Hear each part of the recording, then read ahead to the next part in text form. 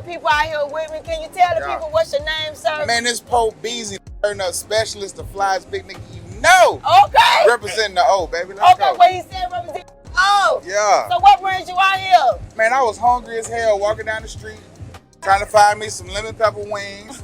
And they was like, hey man, come in here, free shot. So then, you know, the girls heard that. They ran in. Yeah. I just followed behind them, and then they had a bunch of dope shit going on. Nigga ended up with a grill, 2 baby mamas, and a 401k plan. So we just out there, bitch. What he said, that's what's happening. Yeah.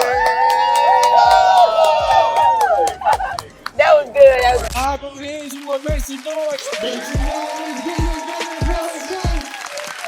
Okay, man, welcome to Live on Edgewood. We are actually on Edgewood. To be exact, we at Grills by Scotty. I got my co-host with me, Erica Duchess. Please make sure you go here.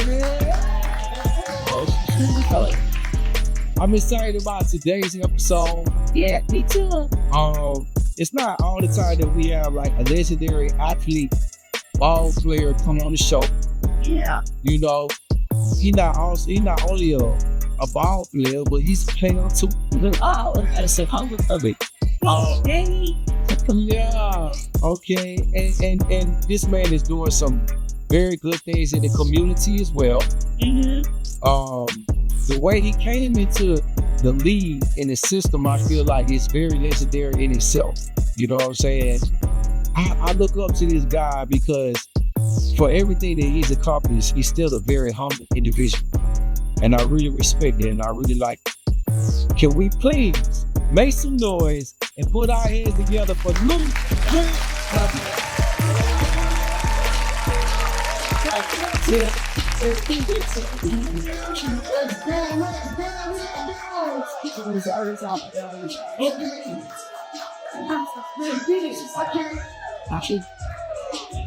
Okay.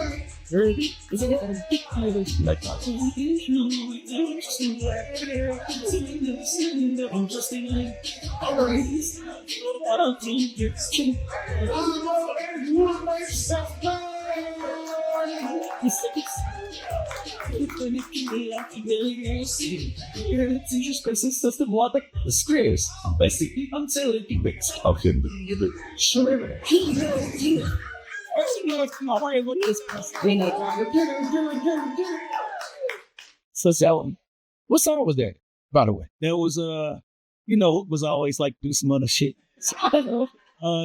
That's my single from last summer. Big Tough featuring 2 Chainz and Lil Wayne. Yeah, they asked for a song I wanted to play. I said, shit, I'm still screaming me like that. Okay, let's go. That's it. Why you in the everything, man? Trying. So you are originally from Memphis. Yes, sir. Okay, then. And then you came to Atlanta. Wait, what grade were you in when you came to? I came to Atlanta 6th grade. 6th grade. Yeah, 6th grade. I'm from Memphis, Tennessee. Black Haven song for anybody familiar with fuck Memphis. I was trouble music.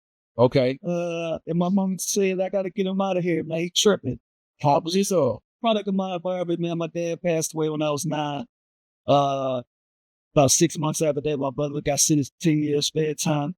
I was the baby boy in the family, and my mom just said, this ain't the environment for him no more. So, you know, she took me up in the streets of Atlanta. Probably saved my life, but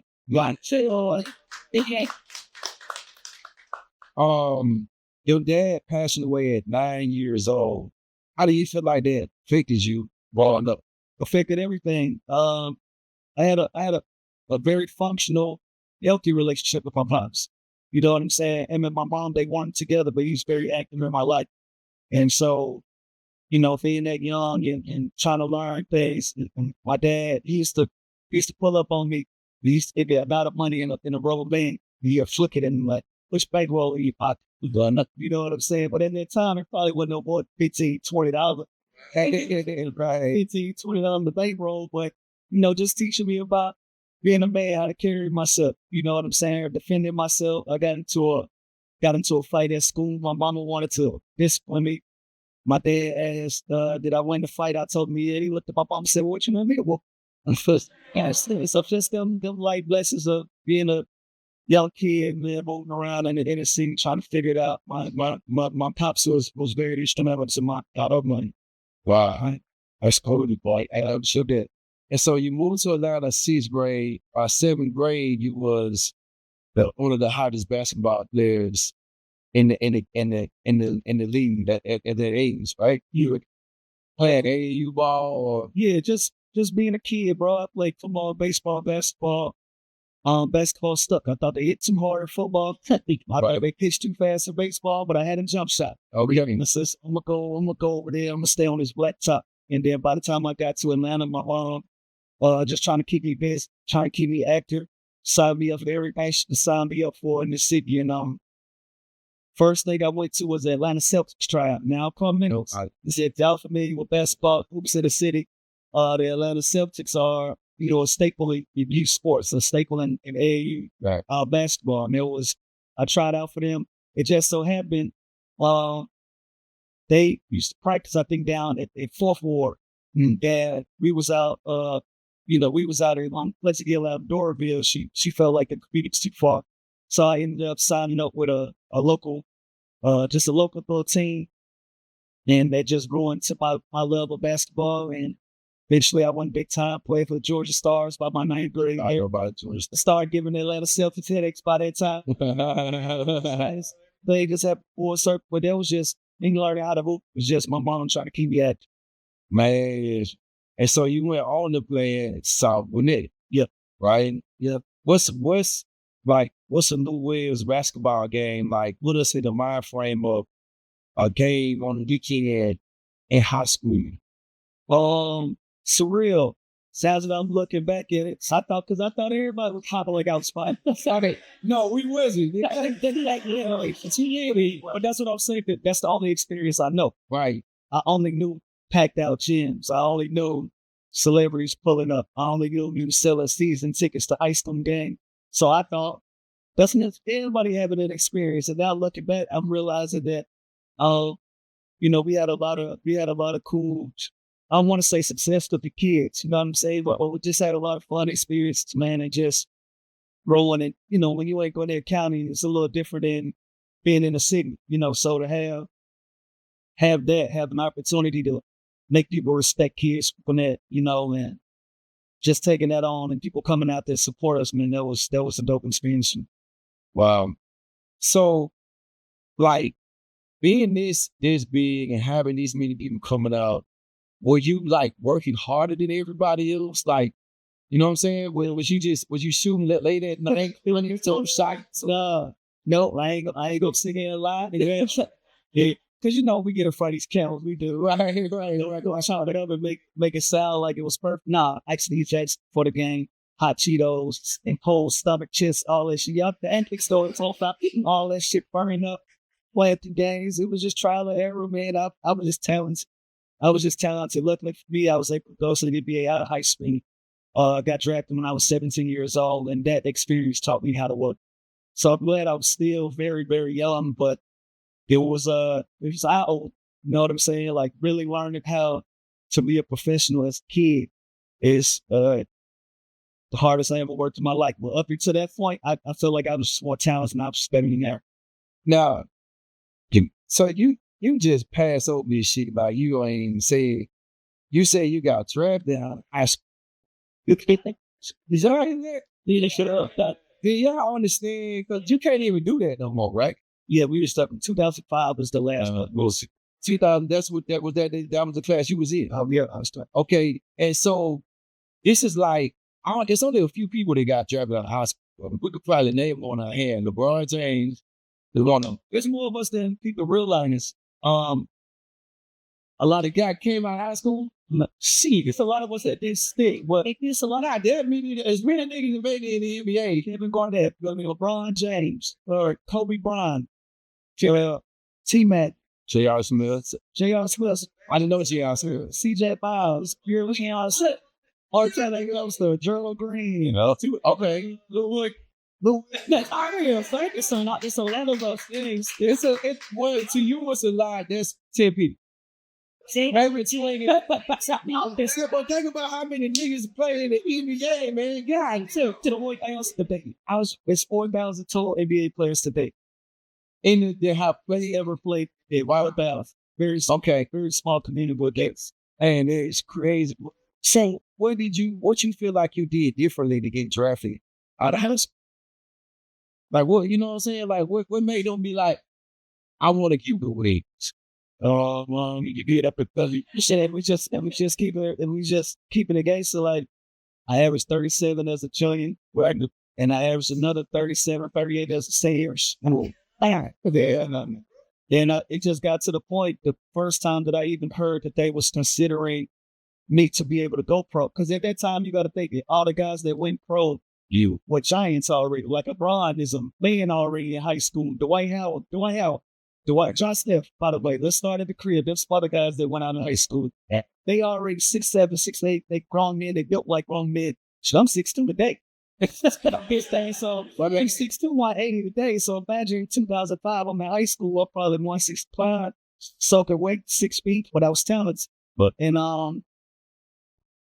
when the phone calls started coming in, I told my mom, I said, look, I don't really care where I get drafted. If I can go, I'm going. Facts. And she was like, it's your future, make your decision. And I looked at it as an internship, right?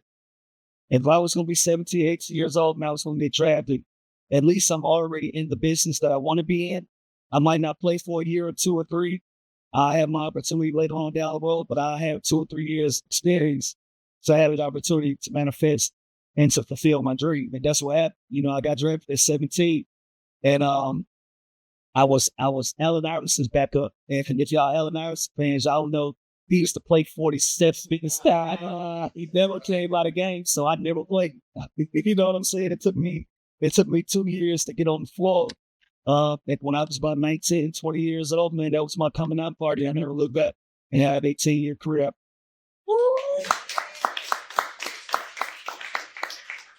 So looking back at all this, do you feel like missing your father gave you a lot of like push or like ambition to get where you got? I don't know if it gave you ambition. It was just one of those things I always carried. You know what I'm saying? Like I always just carried that thought. Because my dad only seen me play basketball one time. That's the craziest shit in the world. I don't know if I've said that in the interview before. I know my family has talked about it before. But my dad saw me play one time. That's right. So played one time. So I always just carried it. I got a tattoo right here on my shoulder. So I always just carried it with me. You know what I'm saying? Passing at 9, 8 years later, being a pro, that's a lot of time to heal. That's a lot of time to breathe, get off things. And so by that time in my life, I was kind of in a position where I'm just going to carry it flex, and make it right. Wow. Crazy, man. What first day of practice, NBA, you show up, what's the first day of practice like? Well, one almost died.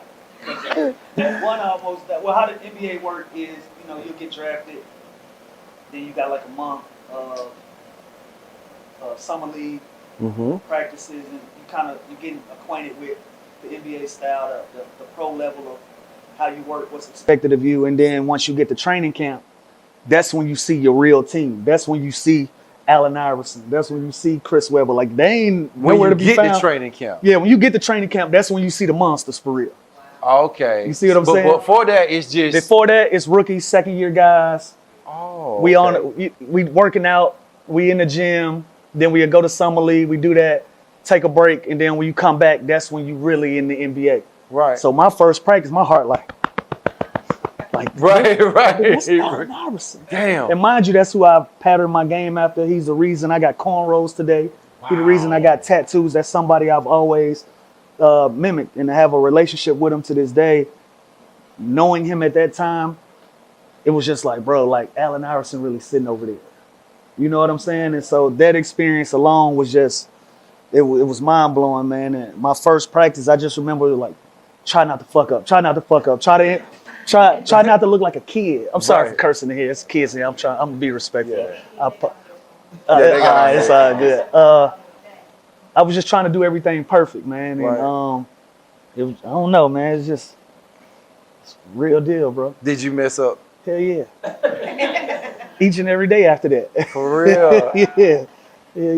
Man, I can't even imagine, because Michael Jordan was somebody I looked up to growing up. You ever met MJ? I never met him before. I met MJ twice. For real? Yeah, twice. You played against him?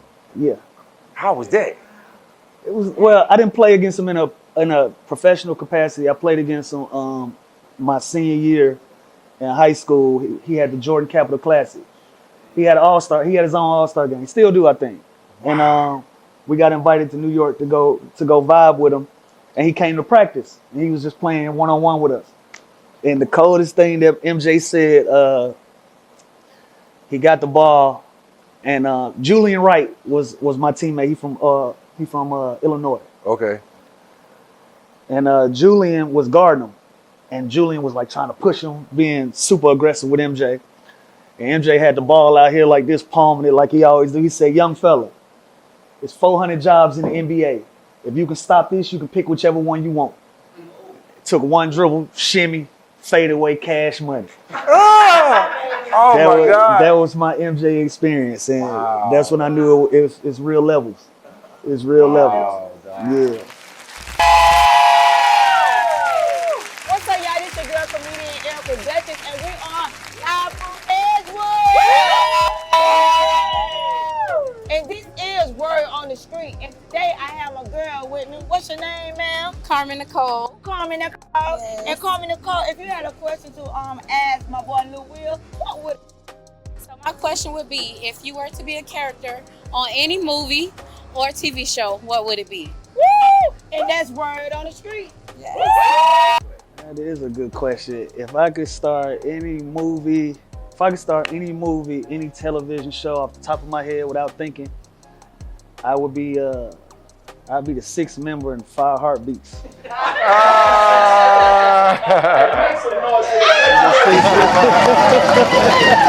Straight up. So you played with the 76ers for 7 years. Yeah, my first 7. Okay, you play, and people don't talk about this a lot, man, but like after the 7 years, then you went on and you got traded to another basketball team. Free agency. Free agency. Yeah. How does I came home. I came to the house. Came to the house. Mm-hmm. What's the emotion like finding out, okay, I'm a free agent now, or I'm about to get traded now, or you know what I mean? What's the emotion Heartbroken behind at first. It? Yeah. Yeah, heartbroken at first because, you know, like I said, you get drafted at 17. You leave when you're 25. So I basically became an adult in Philadelphia. You know what I'm saying? Like a lot of people still think I'm from Philadelphia because Right, you got on the Philly hat too. No? yeah, I represent. Right. You know what I'm saying? I'm a Braves fan for real, but I just like to have the hat fit my head. So Okay. when I'm having a bad hair day, I can throw this joint on.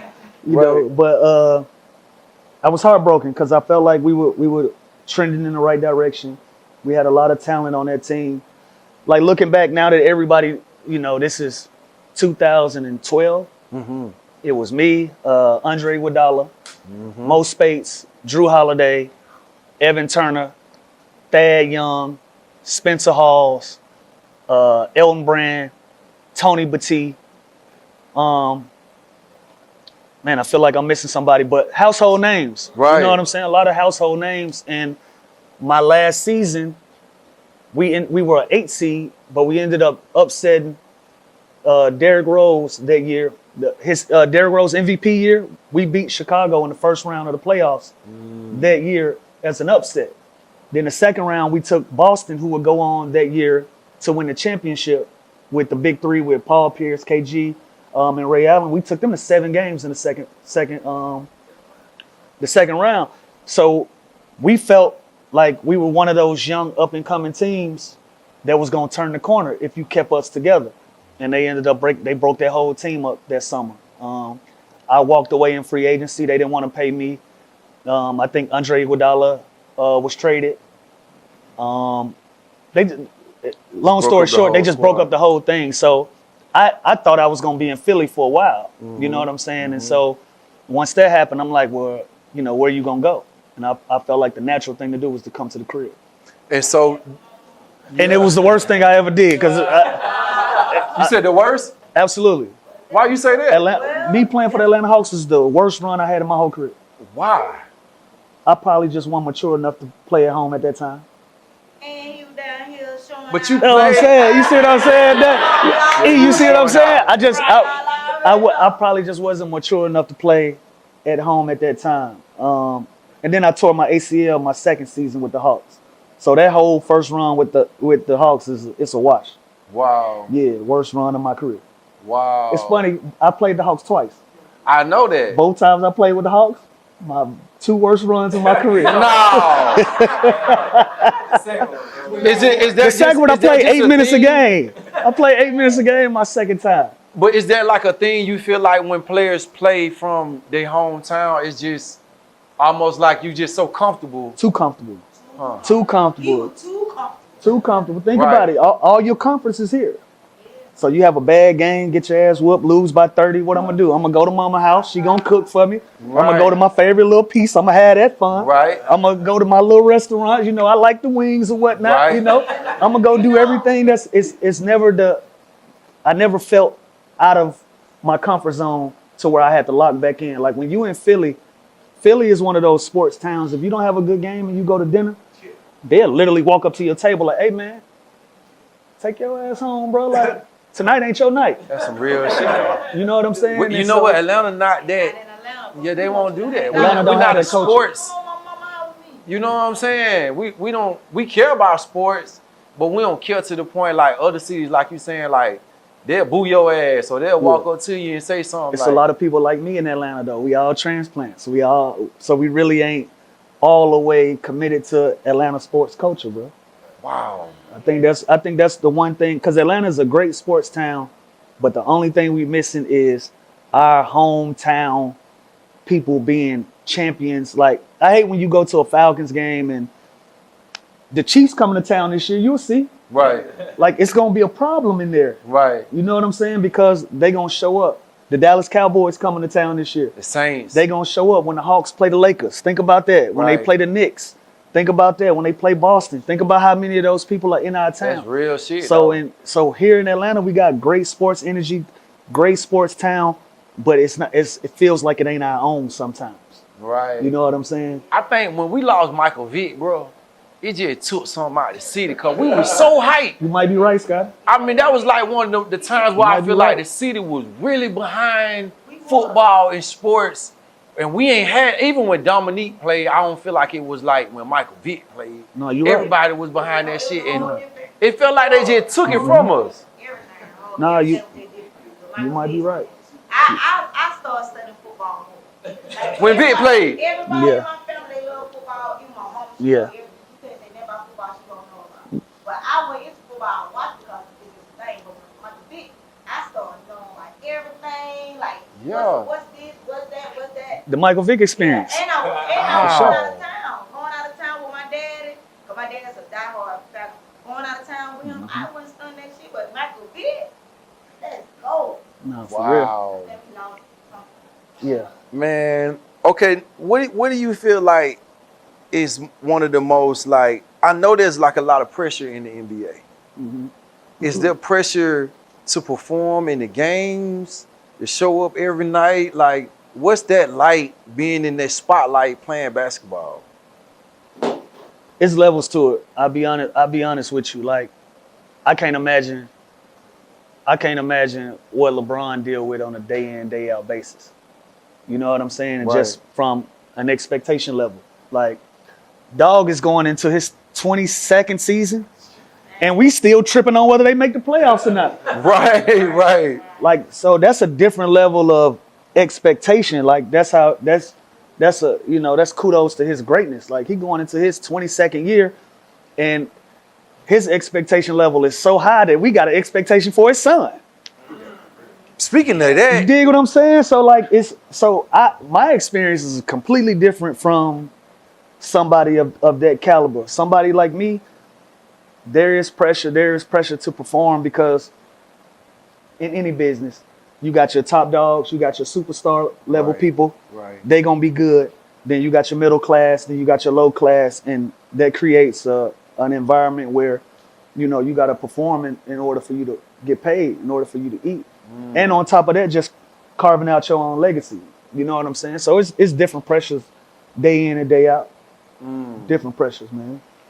how do you feel about the Bronny collaboration?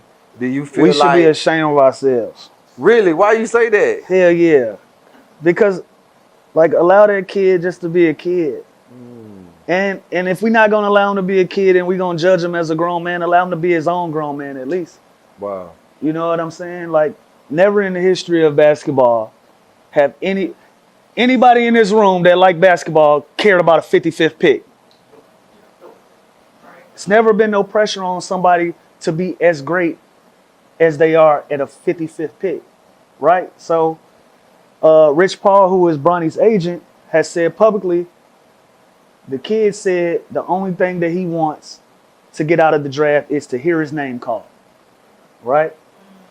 Got his name called. Now he has an opportunity to pave his own way.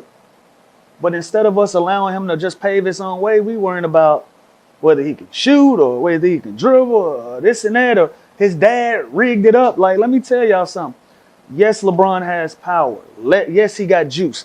But you got to be good enough for your dad to even exercise that juice. That's real. You got to be good enough for him to even exercise that. So give that kid credit for that. Nigga just had heart surgery 2 years ago. We don't even talk about that. Wow, man. So for that young dude, man, to have heart surgery, the pressures that he's had and dealing with it, how he's dealing with it, and still striving and still having an opportunity to be great on his own, just take it for what it's worth. Judge Bronny James on Bronny James. Don't judge him on how you like LeBron. Just allow him to be his own man. And respect, and for real. Man. Chop it up. For real. Wow. It's a lot. I feel bad for him because we talk about this kid so much and we never hear him say a word. You got an interesting perspective, though, because you've been somewhere in his position. Yeah. You know what I mean? I think, like, as a spectator, sometimes I think we do expect too much from these players, kids. You see them as a kid. Yeah. Well, I may not see him as that. I see him as that's LeBron's son. As LeBron's son. Yeah. You feel me? So in my mind, I'm thinking, damn, they gonna win the championship. They better win the championship. I ain't gonna lie. That's what's in my mind. It's an unrealistic expectation, bro. Right. From top to bottom. Again, Bron is in his 22nd year. He's 40 years old, and we talking about championships still. Wow. That's a testament to his greatness, bro. And that trickles down to everything that's going on around him, down to his son. Like, oh, he shouldn't be. He taken away from, like, who job he taking? Like who? Right. Yeah. Who job is he taking? Like, cool. For this the first time that it worked for us. Bron said, y'all better go get my son, or I'm leaving. I'm gonna exercise my power. What's the problem with that? If everybody in this room would do it if they could. Everybody in this room would do it if they could, especially for their son. Like, one thing I respect about LeBron, and Bron is my GOAT, by the way. Right. Like, we can debate that all day. Because of what he's been able to do from a business standpoint, from an athletic standpoint, and from a standpoint of expectation, like we talked about. We talking about somebody that's been in the public eye for 25 years and don't got one scandal on his name. Nah, the one scandal that we got on his name was him going to Miami. And even that decision was him saying, I'm in control of my career. Right. So I don't care what y'all want me to do. I don't care what y'all saying is weak. I don't care about none of that. I'm going to be in control of business decisions when it comes to LeBron James, Inc. You know what I'm saying? And so if you're in a position at 40 years old to tell a team, and he's been saying, like 5-6 years, we've been hearing Bron say, I want to play with my kids. I want to play with my son. Yeah, right. So when it finally get there and I can nudge it a little bit, what's the problem? What's the problem? He's done it for his teammates. Why wouldn't you do it for his son? Like, I don't think people remember when he went back to Cleveland, Bron wouldn't sign his contract. He wouldn't sign an extension until they paid J.R. Smith, until they paid Tristan Thompson. Wow. I think Deladova. He made sure all his people got paid. He made sure all his guys got paid, and then he re-signed. And when he re-signed, he said, you know what? I'm going to sign a 1. I'm going to sign a 2, but I'm going to do a 1 year, and I'm going to do a player option on the second one, and let me see how this go. He got his chip. He said, I owe y'all nothing. We even. I'm gone. Right? So when you get to this point and you are the Michael Jordan of our time, you have that right to hold your nuts and be like, Make sure my son's straight, and we cool. I would have did that too, though. No, for real. I ain't gonna lie. For real. You know what? And I gotta keep it G. We're gonna move on, but you really kind of changed my perspective on LeBron James today. Yeah. I'm like I said, I'm a Michael Jordan fan. Yeah. You know, so I've always kind of compared LeBron to Michael Jordan. Mm-hmm. I never really compared LeBron to LeBron. And hearing some of the things you saying, like him making sure his teammates got paid, shit like that, him being 40, and we still talking about this. Bro, we I can think talk you're this right. hoop We shit. gotta- We we can gotta talk this get hoop that shit man all his day. flowers. Like out of our three goats, Bron, Kobe, MJ. Yep. None of the Kobe and MJ didn't have the pressure that LeBron James. LeBron was on the cover of Sports Illustrated when he was 13. I didn't know that. When he was 13, bro. And 27 years later, we are still talking about this motherfucker, man.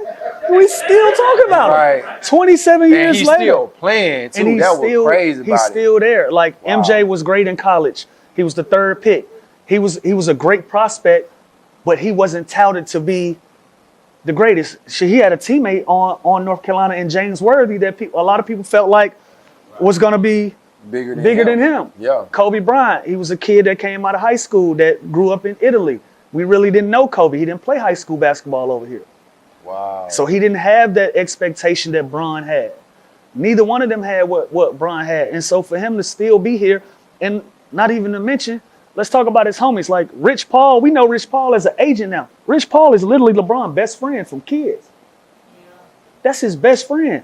But look at the shit that he's been able to put together. Right. Maverick Carter is another one. Look what Mav has been able to put together. Look what Randy has been able to put together.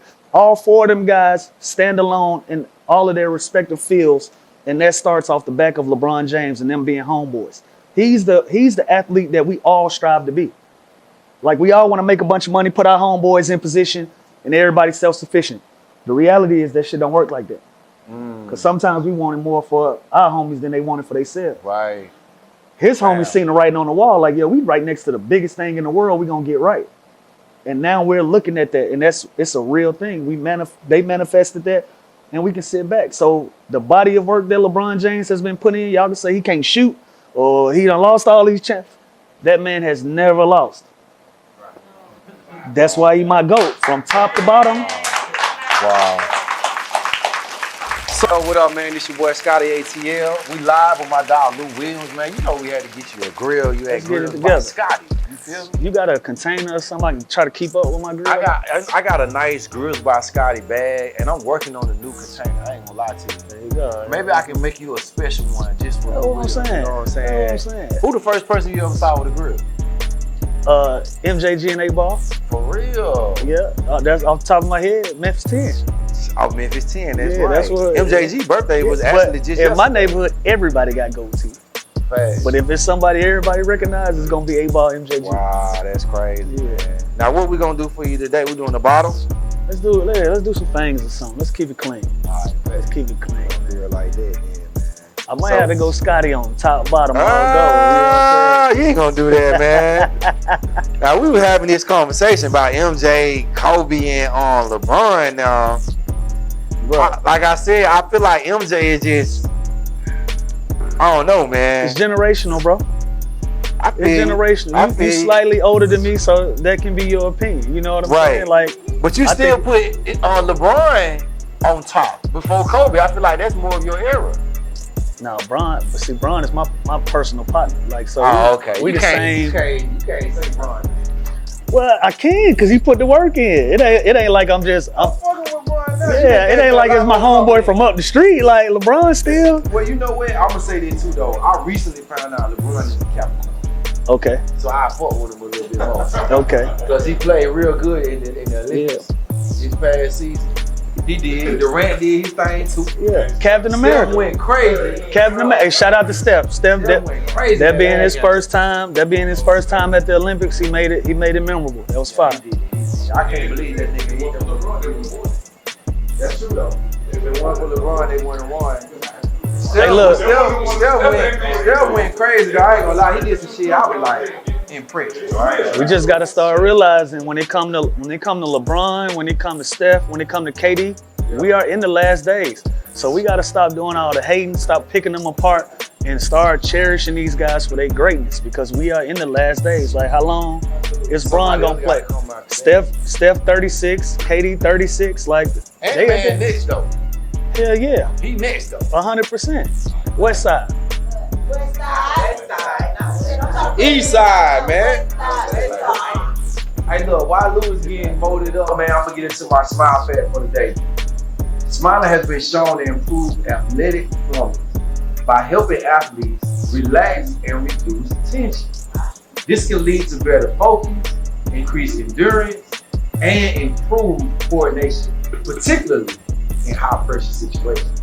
So shout out to all the athletes out there that smile while they kicking somebody.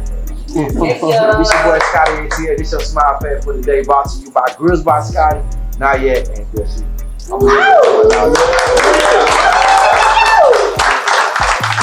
So, man, it's a lot of controversy around the Lou Williams wings at Magic City. I earned that. But you want me to tell you something? No, I got to give you this because I did my research. You wasn't just out kicking it, and I think a lot of people thought you were just out kicking it. I was on some You was shit. handling some family business. Yeah, that's what I didn't like about the whole thing. I didn't appreciate how the media was trying to spin me into being a goofy. You know, like, we got a class of goofies in the NBA. They was trying to put me in that class, and it just spiraled out of control. Like, it spiraled out of, I snuck out of the bubble to go get wings. Like, first of all, I'm in Orlando, Florida. If I snuck out of a bubble to go get wings in Atlanta, by all means, call me the goofiest motherfucker you ever heard of. Right. I left for a funeral. I've been living in a hotel. Everybody in here done stayed at a hotel before. Right. It's only so many times you can order room service. I wanted something. You from this, and you from here. I wanted something that felt good. You know what I'm saying? Exactly. I thought I thought I did the responsible thing by going at 5 in the afternoon. Which is responsible. And looking back, like, nobody was pandemic experts at that time. I ain't never been in no pandemic. Like, this ain't 1920. I don't know nothing about gangrene and all that. Like, right. So they never told people that there was a doctor traveling with me. They never told people that I was getting COVID tested 3 times a day. Wow. They never told people that by the time the news hit, I was already back in the bubble. They just let it spiral out of control. They just let it turn into, I snuck out. I was out partying. Lemon pepper Lou, and I ain't even had lemon pepper wings. That's just You didn't have lemon pepper? No. You lied. I didn't even have lemon pepper. What fucking kind of wings did you have? They was just regular hot. You know who came up? Shannon Sharp did that. What? Shannon Sharp did that because Sharp, he called me. He just on air one day said lemon pepper Lou, and that shit stuck. It is stuck. It just stuck. Hot wings. I had hot wings. All flesh. I like a mix though. I ain't tripping. As long as they crispy, I ain't tripping. Yeah, as long as they crispy, I ain't tripping. Okay. God dang, man. Make some noise for Lou Will, man. But look, Scotty, cause I want to get this off my name. So every chance I get to speak about it, I try to get it off of my name. So 2017, I meet this cool white kid. He in the studio, but he vibing out to the music, whatever. But he like, yo, you really dope. But he telling me this about my music. So I lean over to my engineer, shout out KY. And I'm like, yo, who the fuck is the white kid? He like, oh, his name's Jack Harlow. He from Louisville. He from my hometown. He rap. Right. So I'm like, the little white kid right here, right? He rap? Like, yeah, he rap. He kind of dope. So I'm like, cool. But I'm vibing with Jack just because he vibing with me. Right. Don't know him. Never heard his music. No nothing. Wow. Fast forward, 2021, Jack Harlow is the biggest rapper in the world. Right. With the #1 record in the world. Right. That's my little brother by this time. Right. Run into him at Magic on this day. Wow. He walk in with KY. I'm like, oh shit, bro, we gotta take a shot. I'm so proud of you, bro. Like, we gotta take a shot together. Right. Jack says, you think we can take a picture? I said, I don't see why it'd be a problem if we take a picture. We both got our masks on. right? Did y'all have y'all picture, y'all mask on in the picture? Yeah. So Okay, all right. we take the picture holding up the shots. I got my mask on. He got his mask on. Thinking we doing the responsible, right thing. Right. So Jack posts a picture. Boom. Internet go crazy. Lou done snuck out the bubble. Lou is out the bubble. Lou out the bubble. Oh. So once Jack starts reading that, he deletes the picture, and he says, It's too late. "Yeah, it's too late." But shout out to Jack because he was trying to protect me. Shout out to Jack. Jack said, "Nah, this an old picture. Y'all relax. I'm just reminiscing." Right. But I had the bubble mask on. It was only mask that they gave us in the bubble. I had that mask on. So by him doing that, it did take on a life of people thinking that I was somewhere I wasn't supposed to be. Right. But them folks was well aware of where I was at, where I ate lunch. Again, a doctor was traveling with me. But it took on a life of its own, and That's lemon crazy, pepper Lou now. dog. You know what I'm saying? Lemon pepper Lou. Man. I'm glad you cleared that up, man. I always wanted that. Now, let's take it back a little bit. 2014, you had 2 of them things. Now, I support your activity, first of all. Okay. Two what? He had two what? You had 2 girlfriends. Oh, yeah. My girl got a girl, all that. All right, so I got an interesting question for you is, what's some of the pros and cons of having 2 girlfriends at one time? And you got some long fingers. What they gotta do with anything? I'm reading between the lines. I ain't finna get it. Okay, all right. We ain't finna do this here. We just established the kids is in here. Man. Okay. The pros is the pros. The What's cons. the pros? What's the pros? What you mean? Nigga? The pros is the pros. Okay. The pros is the pros. The cons is it's 2 of everything. Boy, you gonna buy a car? That's 2 cars. Ooh. You want a bag? That's 2 bags. Ooh. You got an attitude? That's 2 attitudes. That's the cons, bro. It's 2 of everything. All right, I can dig that. Make some noise for Lou Will, man. Please, man. That's it. All right. So I want to switch gears a little bit. One thing I really like that I see you do a lot is you are in the community. Mhm. You have your own organization where you coach Youth women's basketball. youth So, women's basketball. yeah, the name of our program is Winners United. That's also the Winners United is basically my house. It's just something I created. Actually, I just heard DJ Khaled yell out, "We the best," and I was like, "Winners United." I don't know why that took me there, but Khaled, I was just like, I need something like that. Right. And so I just created Winners United. That's where my label is housed. Yep. That's where all my multimedia stuff. And so I just use the name for everything. And we use that with the young ladies because in a lot of aspects, you know, we got kids all over the state of Georgia, even a few out of town. And, you know, they're successful and they're student athletes. They do their thing in the classroom, do their thing on the floor. And when they get together, they unite. They winners that's uniting. And so being in the AAU, you realize how corrupt it can be, because you're looking at $1 million babies. You know, that's the reality of it. If you can find a kid that's 13, 14 years old, you think he can be a pro, or you think she can be a pro, you're gonna latch on to that kid. This my kid. Right. I want to coach this kid. This kid is in my program. Yeah.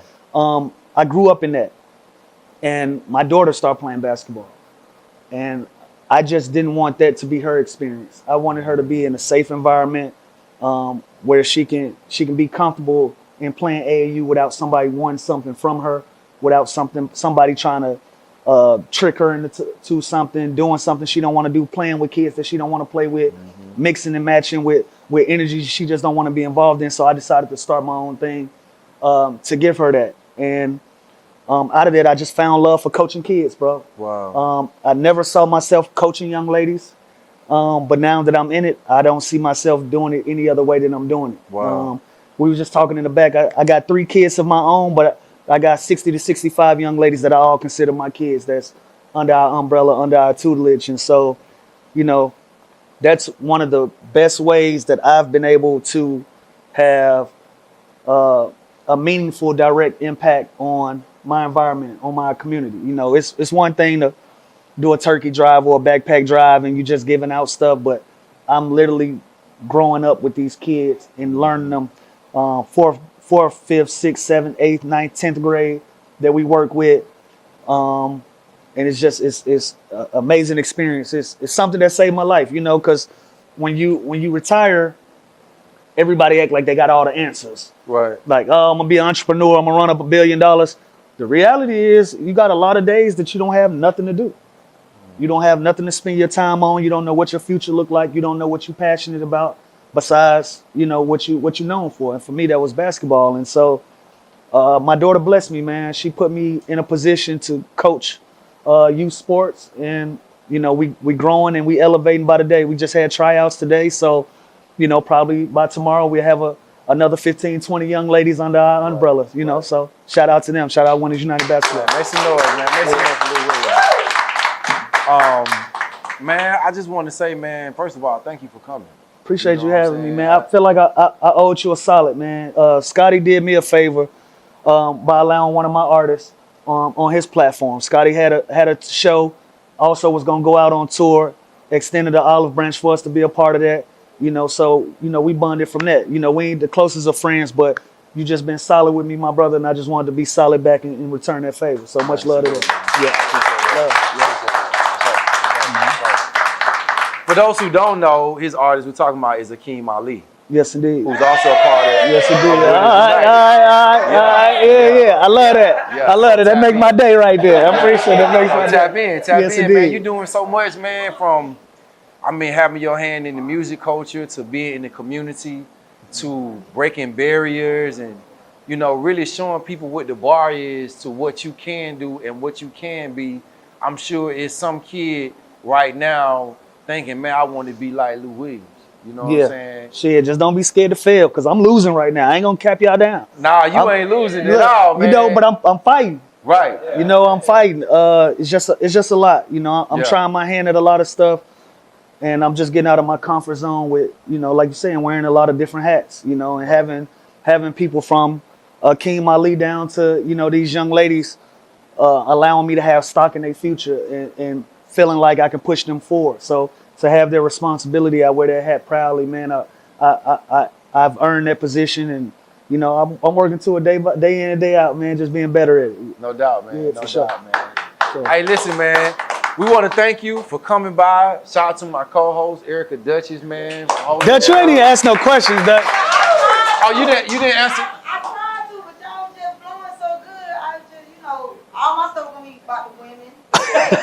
Well, you said, did you want to ask him something? Women, is that was 2014. That's still going on in 2024. The thing about lifestyle is like, Lou. Is that Hey, look, we gotta talk about this. I ain't gonna put you out there too much, but I'm fucking with you. Like, that's some cool shit. I ain't mad at you, bro. Because what? He didn't answer my question though. Okay, answer the question. I mean, The thing about the lifestyle, you was about to say the something. thing about a lifestyle is that's when people see you doing something, that's the energy you attract. So that's the energy you attract. What that mean, Lou? Yeah, what that mean, Lou? That mean he's still winning. Winning there. Okay, all right, you winning there. Yeah, I take A different team, definitely a different roster. I wouldn't say a roster. Okay. I ain't gonna can't trick mess myself that up, out of lady. position. Hey, don't roster this shit. Hey, I ain't gonna trick myself out of position by saying I got a roster. What I will say is I have very good understandings in my life, and I got peace. Smart what I'm answer, saying? man. I like this, Yeah. man. This guy's been in media training for sure. Hey, man, Erica, did he answer your question? You told me that in the back. I'm ready for whatever. I'm media trained. He is. I said you That can was ask a me whatever great you answer. want. Now, whether you get the answer you want, you're gonna get the answer. You have all girls. What? My kids? Yeah, hold on, you gotta clarify that. I was about to answer that shit. I was about to answer for that nigga. What the fuck? Yeah, he got all girls. You better not play my dog like that no more. All right, Nah, I got. I mean,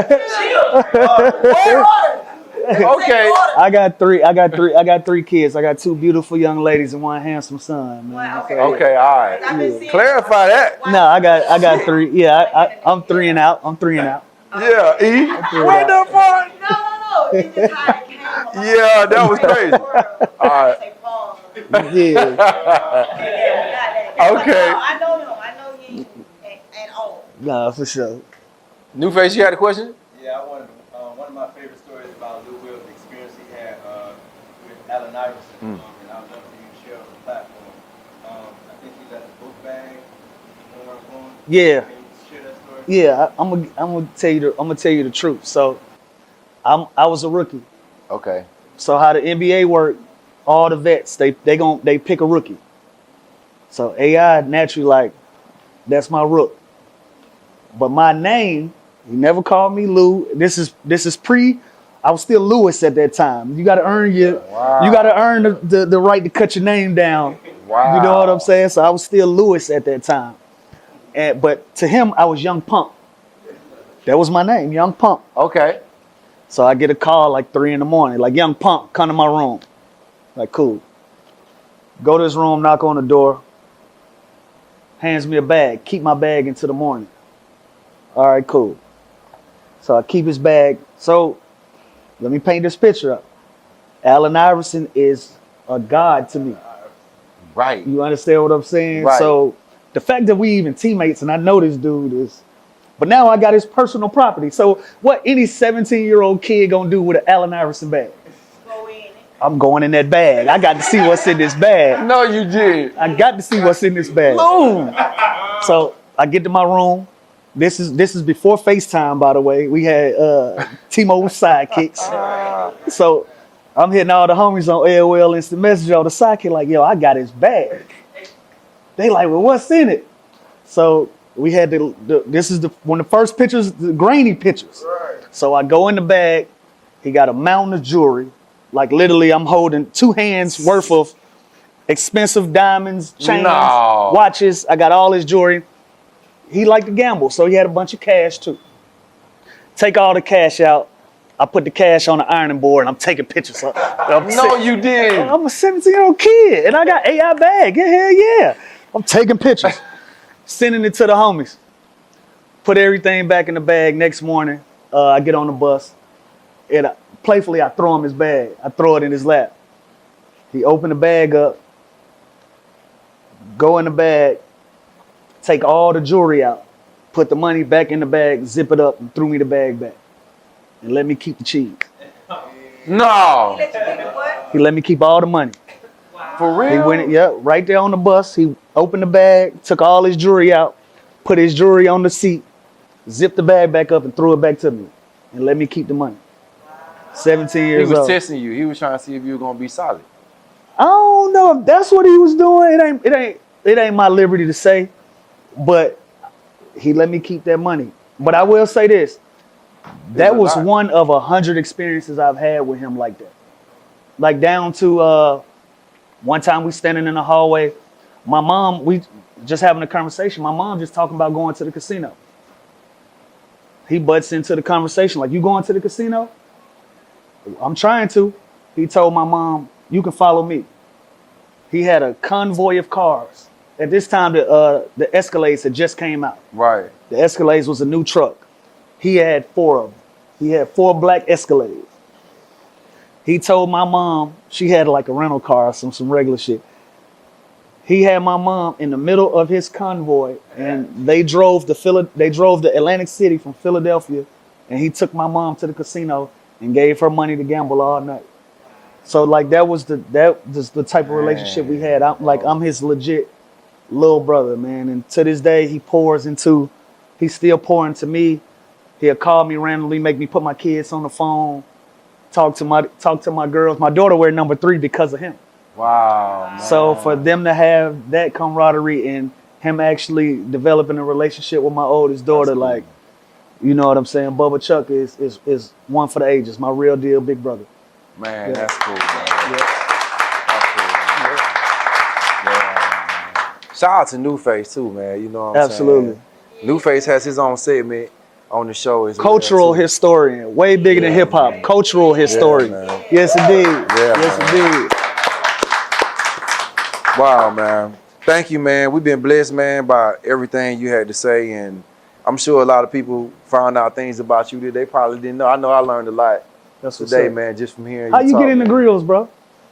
You know what, man? One of my partners, I was just telling Bobby in the back that one of my homies asked me at the studio to go check this guy's grill shop out. And I went, I checked it out. I thought it was okay. He gave me a couple free gold teeth. And I left and I went to the strip club. Yeah. In the daytime. Yeah. That's the best time Daytime to is the go. shit. See, if you Best time really to go. on some player shit, you go in the daytime, go get you something to eat, right? But anyway, A lot less stressful during the day. come on, man. Yes, you know what I'm indeed. saying? So I went and I ran into my homeboy. He just lost his job and he was a dental assistant. Mhm. And I was like, bro, what you about to do now? He said, I want to make grills. And so I said, we can go up there right now. And we did. And that's literally how I got started, you know. That's fine. Yep. That's fine, man. I love everything you doing, man. From us developing a friendship, bro. You always hustling, you always grinding, always got your hands tied to something, bro, and you be moving, man. That's what's up. Thank you, man. Yes, indeed. Thank you, man. Yes, indeed. All right, man, y'all make some noise one more time for Lou Wills, man. Appreciate you, man. Appreciate it, man. All right, make sure you follow us, man, live on Edgewood TV. Shout out to our sponsors, Not Yet Dutch Leaf. We in this thing, we out this thing, man. Grills by Scotty, Scotty ATL. Let's go.